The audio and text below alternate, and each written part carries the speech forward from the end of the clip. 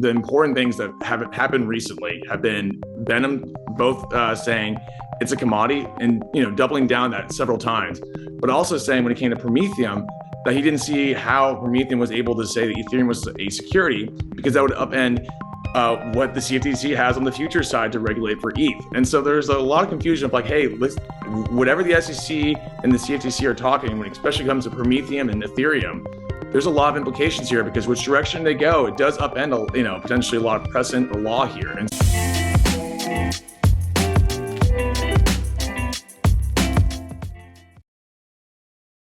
this content is brought to you by BitGo, which is one of the top crypto custodians in the crypto industry. BitGo works with many big companies and brands such as Pantera Capital, Bitstamp, and Bitcoin IRA. Nike also selected BitGo to power its wallets for its NFTs. And BitGo has many great services such as hot wallets, custodial wallets, self-managed cold wallets, and NFT wallets. Many institutions trust BitGo with its top-level security and incredible services such as being able to deploy your capital while it's in custody, which includes lending, borrowing, trading, staking, DeFi access, and more. If you'd like to learn more about BitGo, please visit bitgo.com, link in the description. Welcome to the Thinking Crypto podcast, your home for cryptocurrency news and interviews. With me today is Ron Hammond, who's no stranger to the show. Ron is the Director of Government Relations at the Blockchain Association. Welcome back, Ron. Always great being on, Tony. Thanks for having me again. Ron, I thought of you as yesterday the news broke of the SEC potentially targeting Ethereum, trying to classify it as a security, investigations going on at the Ethereum Foundation. And in addition, 2 days ago, the judge sanctioned the SEC in the DebtBox case. Maybe we could start with DebtBox. What are you hearing in DC about what took place here? So the DebtBox case was something that I think Republicans more than the Democrats, but especially on the Republican side of the aisle, we've seen them jump at before and after the SEC got sanctioned. Again, this week, DebtBox sanctioned the SEC, having a pretty aggressive strategy when it comes to what they did both to the plaintiff in that case, but also going after a pretty aggressive form and action here. And that's what we saw the judge rebuke all the actions of the SEC and entered up in this current situation where Republicans are saying, see, we've been saying this for years, that the SEC has been going so aggressive on the courts, and they've been many times proven wrong. And in some cases, they're even going above the bounds that they're supposed to be going. And that's really concerning here. And the sanctioning definitely is a soundbite that the Republicans like to use. Again, will it move the needle in terms of policy? Not as much, I would say, but it also kind of adds the feather in the cap and also builds the narrative that, hey, look, not only are they losing in the courts, but they're also breaking the bounds sometimes of what they're legally allowed to do. And they're being called out for it by the courts, whether it be a Republican judge or a Democrat judge. It doesn't matter. It seems to be pretty unanimous in these cases. So I think it's another feather in the cap in terms of Republicans' oversight, but also, again, more support going away from Gensler and the regime that they've had with regulation by enforcement for crypto. Now, I saw the SEC also put out their budget requests for 2025. I saw Tom Emmer tweet out no. So could this situation where the SEC is acting unlawful be used to cut their budget or limit the amount of funds they would have? Yeah. So for those who know how DC works sometimes, so every March or so, the presidential budget comes out. Now, for those who understand how, we're kind of always going through a shutdown here in Congress, we are just, or hopefully Congress will be finalizing the appropriations process for last year. Those will be done in September tomorrow. So that, and we've been kicking the can down the road. And usually what ends up happening is we kind of go with what the status quo was or what was happening last year for funding levels. Usually the opposite party jumps on these things to attack the administration. When Trump was president, the Democrats had the House, they attacked it. And now we have the Republicans in the House, Democrat administration, they attack it. At the end of the day, I don't think it's really going to change much. Congress can barely keep the government functioning. Just unfortunately, that's how it is. We'll probably have the same levels here, but it does call out, more about where the SEC's priorities are in terms of their funding levels. We recall a couple of years ago that the Gensler was really advocating for more SEC crypto attorneys, especially in the enforcement division. And it looks like we're seeing a lot of that play out in the past couple of years, these enforcement actions. And again, they haven't been going too well for the SEC most recently. So, it gives more right to the more bipartisan scrutiny. But at the same time, I don't think we're going to see, the SEC's budget go to zero or to be diminished, especially with the Democrat administration and a Democrat Senate to counter any Republican decreases in funding. Yeah, and that's the thing that's frustrating, Ron. I know a lot of people are going to watch and listen to this and they're going to say, so nothing can be done, and my hope is that the optics, it is so bad for the SEC, the breaking the law, lying to the courts, that maybe more Democrats flip on Gary Gensler, right? Maybe that's the hope. And then they can vote to say, you know what? Yeah, we're not increasing this budget because this is a mess. Exactly. And I think it's really the important thing to highlight here. So it's not about, Republicans versus Democrats. And I think that's, it always happens in the election year. Everyone kind of retreats back to their bases and says, my team versus your team. But we want to make sure, at least here in DC, it's not about, one party. It's about one man, one individual that has led an agency that's had a crusade against crypto. We've had great Democrats in crypto in the Biden administration. Take the CFTC, for example, who've largely done a really good job of pushing back against the SEC advances. Again, take Ethereum, for example, most recently, where they've doubled down and said, actually, no, that's our jurisdiction. This is our line here. We believe and definitively say it is a commodity. And they said it back in the Trump administration for the SEC. And we are still holding firm in the Biden administration at the CFTC. So, I think it's just really important to highlight everyone does tend to get into these really partisan tendencies, especially when it's a presidential election year. But this is about one individual, one man here. And that's why, we've been seeing a lot of bipartisan pushback and been encouraging that. And every time we've seen scrutiny in Congress, we're like, hey, look, well, let's make sure we bring others along, whether you be Democrats, giving scrutiny or Republicans giving scrutiny. There's combined forces here because there's a lot more now. Yeah.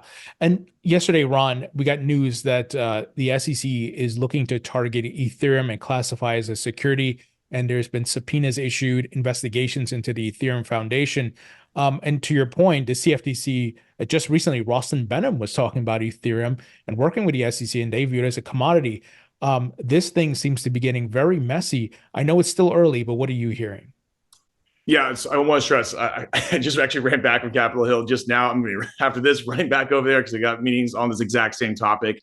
We've been seeing this reversal of the Ethereum, from the Hinman speech years ago underneath Gary Gensler for quite some time. So by no means is this shocking. And this has kind of been happening for quite some time. And again, also, I want to stress, at least at this current moment, on Thursday, at least, we still don't really have official confirmation if this is the SEC or something else is happening at play. So that's kind of, what I'm going to be doing back over there. But at the end of the day, I think the important things that have happened recently have been Benham both saying it's a commodity and, doubling down that several times, but also saying when it came to Prometheum that he didn't see how Prometheum was able to say that Ethereum was a security because that would upend what the CFTC has on the future side to regulate for ETH. And so there's a lot of confusion of like, hey, whatever the SEC and the CFTC are talking, when it especially comes to Prometheum and Ethereum, there's a lot of implications here because which direction they go, it does upend, potentially a lot of precedent or law here. And so, that's why we need market structure legislation, so we can now have to have this turf war to go and play out in real time in front of us. But also at the same time, I think Congress, we talk about how they don't do too much. I think they're going to actually more facilitate either more scrutiny or oversight. We have rumors of a potential subpoena from, to Gensler from McHenry. And I will say also, it has been a couple months since Chair Gensler has come in front of the House Financial Services Committee and Senate Banking Committee. I would not be shocked to be coming in the next 2 or 3 months, to be honest. It's usually around that time anyway, but the timing's right. You also think about the ETF application in May, that deadline coming up. I think there's a lot of, kind of swirling about right now that would make for a perfect time to have a hearing. And then let's not forget, where did the last hearing start off with McHenry and Chair Gensler? Is ETH a security or not? And I think it would be a beautiful and almost poetic scene to have the ETH ETF right looming on, and then Chair Gensler comes in front of the House Financial Services Committee. Again, at least in my experience as a staffer, the timing would be right around now. But again, not just because of this, just because usually this is when Chair Gensler and the SEC chairs would come in front of Congress. And Ron, we also saw 2 senators, I believe they're both Democrat, sent a letter to the SEC saying no more ETFs. So it seems there's some political play here. Maybe, the Elizabeth Warren pulling the strings a bit to block these ETFs. And maybe this whole ETH security thing is a smokescreen, once again, just to delay, confuse, and cause more problems. Yeah, I did think that was kind of odd to see this coming from pretty senior Democrat senators. Jack Reed, for example, is one of the most highly ranking members on the Senate Banking Committees, and he's been no fan of crypto for quite some time. So this was not shocking to see from him. LaFonza Butler, a tad different, but she's also new in the Senate. But the push was on a couple fronts. It was kind of odd to see them recognize that Bitcoin has at least a heavily scrutinized markets in their form, or sorry, in their words, and they believe the market's mature enough at this point. But then they started using the old, reasons to deny the Bitcoin ETF arguments to the Ethereum side of things. And again, I believe they didn't mention Ethereum explicitly, and they also referred to them as ETPs, not ETFs. They're really pushing on that.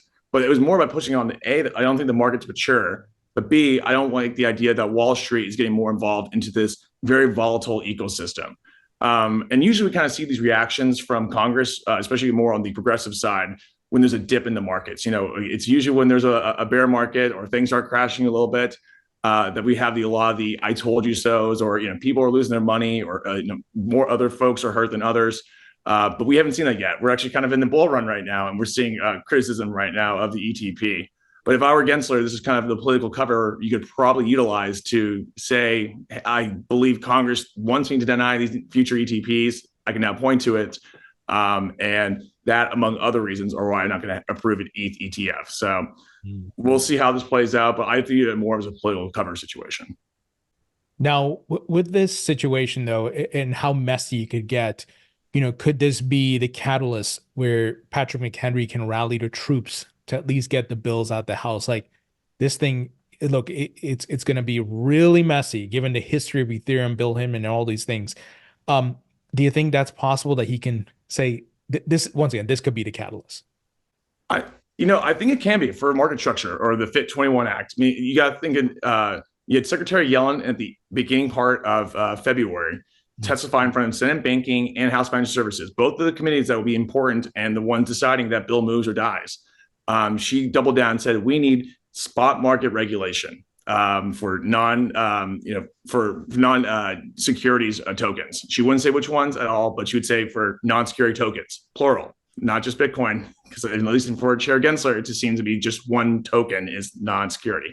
So we have Secretary Yellen, Chair Benham from the CFTC. We have a decent amount of Democrats, unanimous support on the Republican side, in the House at least. And that's a pretty strong, groundswell of support. And then you have the Ethereum situation with all the news and the hype. You have the Wall Street forces, crypto forces, and just the general mainstream watching what's going to playing out. And I think it's going to be a perfect, whirlwind to at least get momentum moving, because in Congress, that's how we've seen kind of things move. It's just you need momentum. You need either a crisis, which we've seen folks who've been opposed to crypto use crises, like whether it be October 7th or the Russian invasion of Ukraine, to move their more negative legislation for the industry. But maybe a positive groundswell, or at least scrutiny of kind of the current situation, could give the groundswell for McHenry and those other Republicans and Democrats to move that bill. So we'll see. But if you're looking at the chessboard, it's really starting to form, and it's pretty starting to heavily stack on one side. But time is going to be the issue. It's an election year. It's already hard enough to get the government to do anything, especially Congress, to fund their own government. So there's those political realities you have to operate in. Man, I tell you, there's never a dull day in crypto. I love my job because it's never boring, but man, yeah, it is. It's never a dull day in crypto. Now we got the elections coming up, obviously, and we saw on Super Tuesday a good amount of pro-crypto candidates won, and some who are aligned to Elizabeth Warren, the anti-crypto army, lost. And you got, for example, John Deaton running against Elizabeth Warren as well. What is your take on what's happening in the elections? First off, I've been really shocked to see just how well the PAC side is organized, and they've mobilized their resources and to support, again, Republicans and Democrats, targeting folks who are more aligned with Warren, and supporting those who want to be pro crypto, or at least outwardly pro crypto. So that's been really exciting to see. And I will say, after Super Tuesday, it's been really noticeable the amount of Republicans and Democrats that have reached out to us who are candidates, who want just to learn more about the issue. Again, like at least for us at the Blockchain Association, we don't, are giving money here. There's a PAC and stuff like that separately, but they just want to know more about the issue. And so I've been briefing candidates. We had, I think, 5 in our office yesterday. I'm actually going to call with one after this. But like the amount of outreach that's happened from both sides of the aisle has been incredible. We're talking Senate candidates and House candidates, and that's been really interesting to see. And I think the most exciting thing is just like hearing how crypto has organically come up on the campaign trail. A lot of times they say it's more folks who are concerned about central bank digital currency and thinking that's all crypto. But we've had actually a couple of candidates, actually 2 Democrats yesterday said it's actually come up organically when they're talking to constituents about like top issues. The borders, one, the economy, inflation, abortion rights. But crypto sometimes comes up, and it's really funny to hear them. Like, there's no way it's true. No, but these are actual stories that we're hearing. And like, this is kind of exciting to see. I think, again, Coinbase has done a great job mobilizing on the educational side, so many other groups as well. And then we have the PAC side of the money that really promotes these candidates. And I think that's been a great all around effort. And crypto's really, they've come to play. So we'll see what happens in November. Yeah, it's fascinating, right, Ron? Because it's not the number one issue. Obviously, like you said, there's borders, abortion, all these things. But if I have money invested in crypto and millions of Americans own crypto, I don't want my investment to go to zero or to be roadblocked because of politicians and nonsense, right? I'm going to be upset by that and actively looking to talk to my local representative and so forth. So I could see people being strongly incentivized because of the money aspect, right? And we could get philosophical about it, Metcalfe's law, network effects, and it's a very different dynamic. So it's fascinating to watch that play out. Yeah, and let's also forget, like, NFTs, for example, they've come underneath a lot of scrutiny with the SEC recently. But the DNC is running NFTs now as like a bonus there. Like, I never thought that'd be funny. It's like you think in the back of your mind, like, yeah, the SEC is actually being really aggressive in this industry, especially on NFTs recently. And then we have the DNC now promoting it as a thing. So it's interesting to see how this evolves. But I think it also just shows like the anti-crypto army, it's slim to none. And if you're in the that camp, there's not going to be many left. And also it's steamrolling. There's the amount of great news have been going from the industry recently, the court cases, the positive reaction to the market, just a lot of groundswell of just positivity here. And I think it's really good to see that kind of come to fruition through a very tough bear market that a lot of folks put their head down and grinded. So again, I don't want to take credit, for anything by any means, but we have a long way to go. But it's been really exciting to be positive here in DC when it comes to crypto.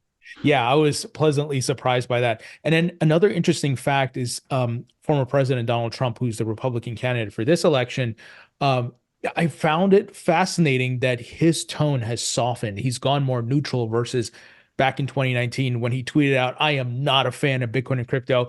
This time around, he's has a Bitcoin ordinals, accepting Bitcoin and crypto. That is just a big surprise for me as well. And like the one thing that I've always consistently seen is that when a member of Congress, tweets, especially tweets, or engages on crypto, and they look at their Twitter, it's been like, wow, that's a lot of reaction there. I usually don't get that kind of reaction for anything I post on Twitter unless it's really controversial. And there's that, I think there's actually a pretty decent amount of folks who are paying attention to this. And I think that's been more happening for, Trump. And again, I'm on Truth Social, but, I'm sure he'll probably saw a little bit of that. But we saw a lot of folks like Vivek, for example, really kind of more engaging on crypto, even after they're done being considered a nominee. They're still engaging on it. And from my sources, I heard Vivek is really important, at least in the Trump campaign, to get more folks aligned on the pro crypto side. I'm sure there's several other forces at play. But again, that's just, we've seen the evolution here. It's still a long way to go for Trump. I'm still hopeful for the Biden side of things, especially when we have good folks like Chair Benham. But, we'll see. It's an election year, so things can get really partisan. And our hope is that this is not one of those issues. What are your thoughts on the John Deaton running against Elizabeth Warren? I think it's great. I think, A, it puts the pressure on her. B, kind of has to make her defend her position, not only, again, on crypto. I've seen John, going after several issues from more of his background and, how he grew up in poverty and welfare and was abused as a child. Like, he has personal stories to really back this up. That doesn't speak to just crypto, because obviously there's many other issues that folks gravitate towards. And I think it's really good to just kind of show that that's one side of his message. And he's really shown that there's other sides to him as a person, but also what he stands for.